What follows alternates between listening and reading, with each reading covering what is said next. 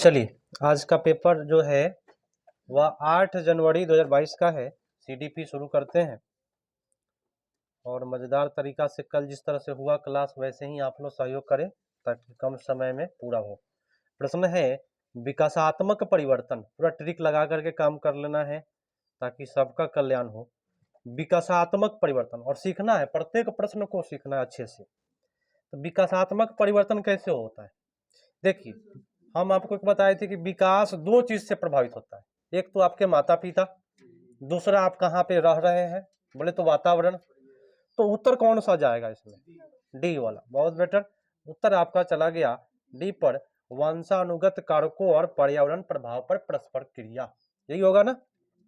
चलिए, अब अगला है कि डैश स्थूल और डैश सूक्ष्म कौशल। पहले स्थूल वाला बताना है तब सूक्ष्म वाला बताना है। आप बताएं।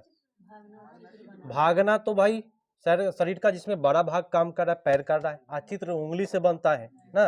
उत्तर आपका हो गया ए इज द राइट आंसर। अगला है इनमें कौन सी बच्ची मध्य बाल अवस्था में होगी? भाई मध्य बाल अवस्था बोलते हैं कब से कब? प्रारंभिक बालावस्था 3 से 6 वर्ष, तो मध्य बालावस्था 6 से लेकर के 11 वर्ष होता है। तो मध्य बालावस्था 6 से 11। इसमें बताना है कौन सा ऑप्शन डी। एक बच्ची जो तार्किक रूप से तर्क कर सकती है और संरक्षण कर पाती है, ये मध्य बालावस्था में आता है और पियाजे के अनुसार मूर्त संक्रियात्मक अवस्था में आता है। ठीक है, चलिए नेक्स्ट प्रश्न है और अभिकथन कहता है, सुनिएगा ध्यान से, बहुत मजेदार है। बच्चे सर्वप्रथम अपने परिवार में व्यवहार के तरीके सीखते हैं। बच्चा जो भी होता है परिवार से व्यवहार सीखता है, मूल्यों और जीवनों के मानदंड को जानता है कि भाई जीवन कैसे जीना है ना। तो ये आपका सही बोल रहा है यहाँ। और कारण है कि परिवार बच्चे के समाजीकरण की एक द्वितीय अभिकारक है। तो क्या है? परिवार था भाई, द्वितीय नहीं है, प्रथम है। तो ए सही और आर गलत। बहुत मजेदार। चलिए वैसे फटाफट करना है ताकि कम समय लगे। निम्नलिखित में कौन सा युग्म सही है? बहुत अच्छा तरीका से सोचना है। शैशवावस्था में बोले तो 0 से 2 वर्ष क्या बच्चा तर्क करता है? ये तो भाई बच्चा है, ये तो खेलने में लगा रहता है। पूर्व संक्रियात्मक 2 से 7 वर्ष। सीखते चलिए, सुनते चलिए। इसमें निगनात्मक नहीं होता है। निगनात्मक तर्कना जो होता है लास्ट एज में होता है, औपचारिक संक्रियात्मक में। तो ये भी बात गलत बोला।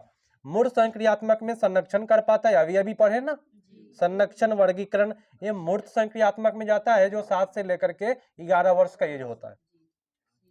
अमूर्त की बात करता है तो अमूर्त संक्रियात्मक अवस्था बच्चा के अनुकरण की शुरुआत होता है। अमूर्त में अनुकरण नहीं करता है। अनुकरण जो है नकल करने का काम बच्चा का है, बोले तो 0 से 2 वर्ष का है। तो आपका उत्तर सबसे मजेदार सी। अगला, पियाजे के संज्ञानात्मक विकास के सिद्धांत के अनुसार स्वयं, इधर आ जाओ ना, इधर आ जाओ। पियाजे के संज्ञानात्मक विकास सिद्धांत के अनुसार स्वयं और पर्यावरण के बीच संतुलन की खोज क्या कहलाती है? मैं आप क्या कितना बार लिखवाए हैं। संतुलन की बात किया तो आंसर में आएगा अनुकूलन, और अनुकूलन का दूसरा भाई का नाम है, उसी का नाम है समयीकरण।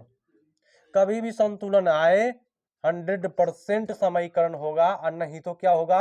अनुकूलन होगा। ठीक है, चलिए उत्तर आपका ये पर हो गया। नेक्स्ट है कि निम्नलिखित में, एक सेकेंड, निम्नलिखित में कौन सा कथन लेई वाइगोस्की के बच्चों के बारे में विचार को सही प्रकार से दर्शाता है? ए, वाइगोस्की ने सुझाव दिया कि बहुत सी क्षमताएं होती है और कार्य शामिल होता है जिसमें सहायता के साथ कर सकते हैं। एक वर्ड अगर इसमें सहायता नहीं होता ना तो पूरा का पूरा गलत होता, क्योंकि सहायता लोग समाज में ही लोग देते हैं और सामाजिक संस्कृति इन्हीं का है।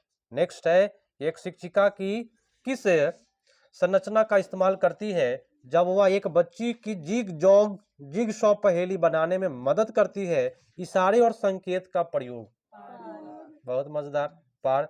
तो जितना चीज लिखवाया गया है अगर उसको अगर आप पकड़ते हैं, याद रखते हैं तो बहुत अच्छा तरीका से खत्म होगा सीडीपी। नेक्स्ट, एक बाल केंद्रित कक्षा व्यक्तिवादी होती है और एक कठोर संचारित पाठ्यक्रम का अनुसरण करती है। ये कठोर का भाई, ये गलत बोल दिया। आर बोला कि बच्चा सबसे अच्छा तब सीखता है जब शिक्षक तनाशाह नियंत्रक हो, माने शिक्षक पीटे तो। ये तो दोनों भाई क्या काम से। तनाशाह माने क्या, कोई भी काम अगर टाइम पर नहीं हुआ, हो गया, उसको कहते हैं भाई थुराई को तनाशाह, उत्तर गया डी पर। नेक्स्ट, निम्नलिखित में क्या एक प्रगतिशील कक्षा की विशेषता है? फर्स्ट बोला पूरी तरह से। ये जो पूरी तरह से कभी भी देता है, ये कभी भी दुनिया में संभव नहीं है जो पूरी तरह से कोई नियंत्रित कर ले। बच्चों की भागीदारी न्यूनतम, यहाँ न्यूनतम गलत है। गतिविधियां करते समय बच्चा मूल्यांकन किया जाता है, बात सही है। जब बच्चा काम कर रहा हो, गतिविधि कर रहा हो, उसी समय मूल्यांकन करिए तो बेटर है। और समय सारणी बैठने की, ये यहाँ पे समय सारणी गलत है ना, तय करना वही ये गलत है। तो सबसे मजेदार आपका सी। अब अगला बोलता है कि अमित तर्क देता है कि हम कानूनों को बदल सकते हैं यदि वे समाज के जरूरतों को पूरा नहीं करें। जब समाज की जरूरत को पूरा नहीं करे तो हम कानून को बदल सकते हैं, ये बात बोला जा रहा है। लेकिन आपसी सहमति और लोकतांत्रिक प्रक्रिया के माध्यम से किया जाना चाहिए। लोकतांत्रिक किसमें आता है? हाँ, सामाजिक अनुबंधन अभिविन्यास। ये कोलबर्ग के नियम बहुत अच्छा तरीका से समझाए थे। जब जैसे ही सामाजिक अनुबंधन अभिविन्यास आता है, वहां पे लोकतंत्र की बात होती है। ये ट्रिक है, एक कीवर्ड है कि कभी भी बच्चा अगर लोकतंत्र को मानता है तो सामाजिक अनुबंधन अभिविन्यास होगा। ठीक है, फिर से हम आज कोशिश करेंगे, आज ही पूरा कोलबर्ग रिपीट मार देंगे एक बार। ठीक है, आज प्रश्न बोलता है कि हावर्ड गार्डनर के सिद्धांत डैश बुद्धि के व्यक्तियों में अपनी पहचान, मानव अस्तित्व और जीवन के अर्थ के बारे में संवेदनशील होती है। अंतर है वैयक्तिक बुद्धि। इसमें बोला कि बुद्धि, पहचान, मानव अस्तित्व, जीवन के बारे में, माने अपना है हो रहा यहाँ पे। अंतरा वैयक्तिक या अंतः वैयक्तिक, कौन सा? अंतः डबल अंशुअर वाला खुद के लिए है ना।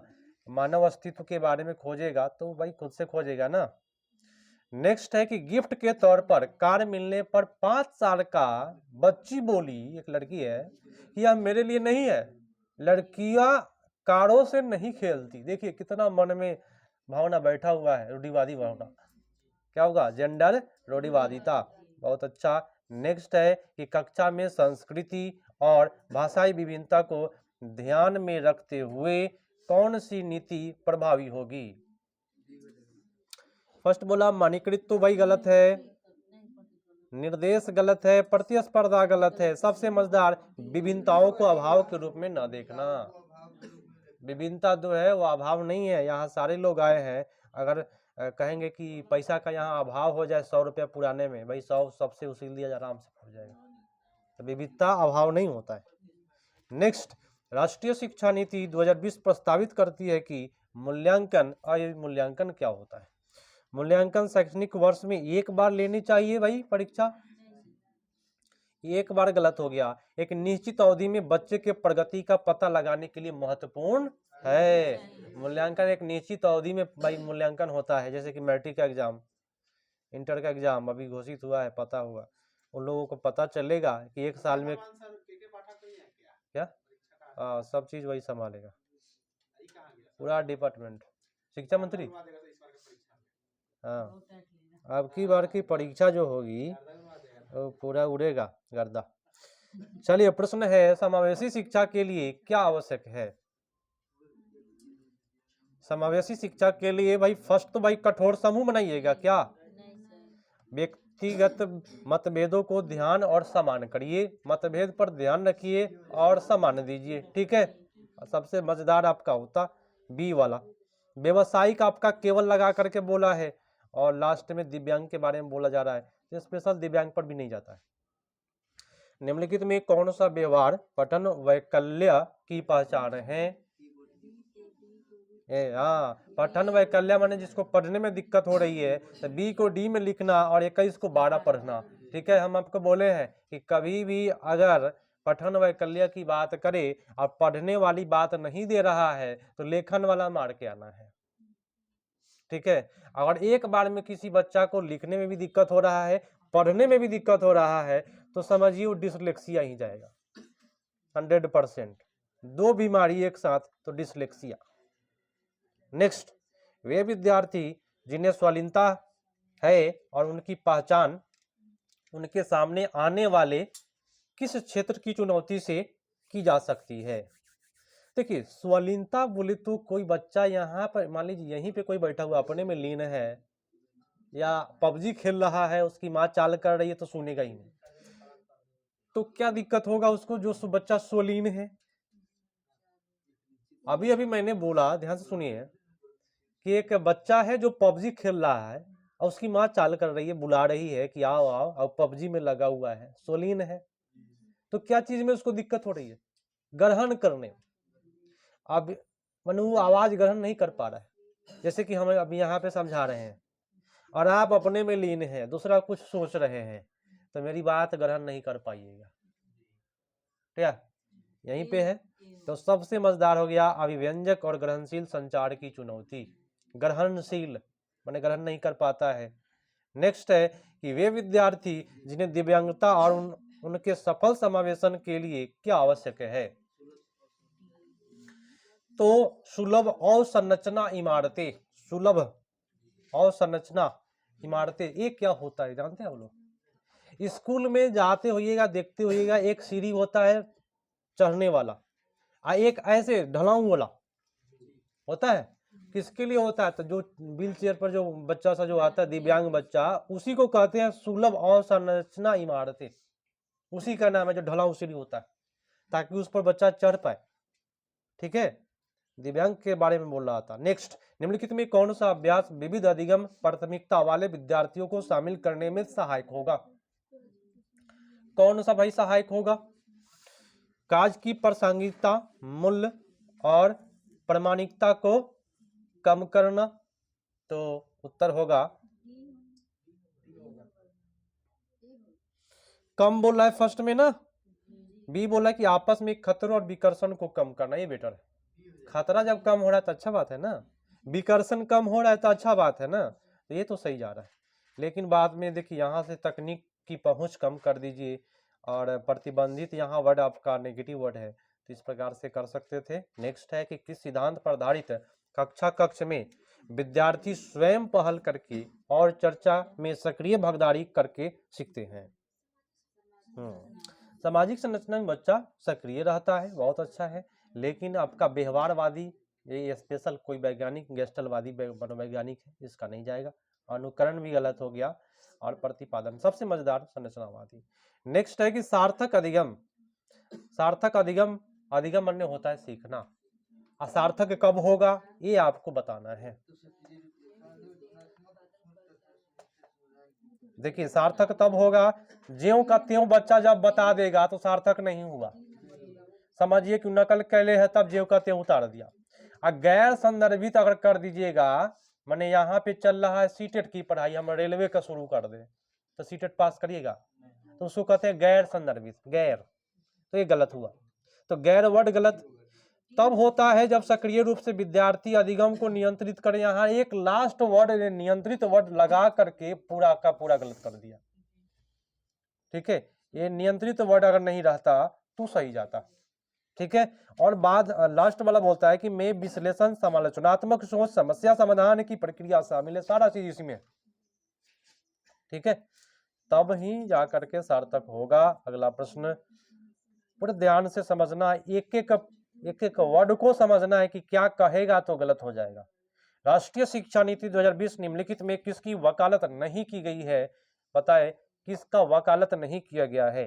फर्स्ट बोला संरचनात्मक समझ पर जो, देखिए प्रश्न बोला नेगेटिव खोजना है, इसमें पॉजिटिव नहीं खोजिएगा। तो संरचनात्मक पर तो ठीक ही है, योगात्मक गलत होता है, पाठ्यक्रम वृद्धि गलत है, प्रौद्योगिकी के उपयोग में कमी ये भी गलत है। तो कै गो गलत है यही चुनना था। गलत कितना है? 3 गलत, 2 3 4। ठीक है, समझ में आया कि नहीं सर? पीछे हाँ, नेगेटिव ही पूछ रहा था कि कै गो नेगेटिव है। नेक्स्ट, निम्नलिखित में कौन सा युग्म प्रतिक्रिया और लक्ष्य अभिविन्यास का सही मिलाप है? किसी विशेष रुचि के क्षेत्र में क्षमता में सुधार के लिए कार्यपत्रक करना महारत हासिल करने की दिशा में उन्मुख लक्ष्य है। देखिए जहां भी लक्ष्य कह रहा है कि युग्म प्रतिक्रिया का मिलाप सही है। देखिए कल ही हम बताए थे, ये क्वेश्चन में ऑप्शन में देखिएगा डबल बिंदु दिया होगा ए नंबर ऑप्शन में, और उसके बारे में बिंदु के बाद में जो दिया हुआ है उसके बारे में दिया हुआ है। क्या वो सही है? हम कल ने बताए थे अगर आपके पास रुचि है, जिज्ञासा है, तो डिफिनिट रूप से 100% आप महारत हासिल करिएगा। अब पकड़ के देखिए जरा, फर्स्ट में बोला कि रुचि के क्षेत्र में क्षमता सुधार कार्यपत्रक करना और महारत हासिल करने की दिन, तो रुचि आइए गया और उसके बारे में महारत बोल ही रहे, मारिए ये, कोई दिक्कत कोई परेशानी नहीं होगा। अगर इस बात को अगर आप दिमाग में बना के रखेंगे जो मैं बोला, तो आगे मिलेगा ये प्रश्न एग्जाम में। विद्यार्थियों के अधिगम को सुसाध करने के लिए एक शिक्षक को निम्नलिखित में किस पर ध्यान देना चाहिए? हाँ, भय तो पैदा नहीं करेगा, रटकर गलत, निष्क्रिय गलत, बस पूर्व ज्ञान से जोड़िए, जो उसका पहले का ज्ञान था उससे जोड़ते चलिए, हो गया काम। नेक्स्ट बोलता है कि निम्नलिखित में कौन सा विद्यार्थियों द्वारा निर्मित भ्रांतियों के निपटने के लिए एक रचनात्मक दृष्टिकोण है? रचनात्मक,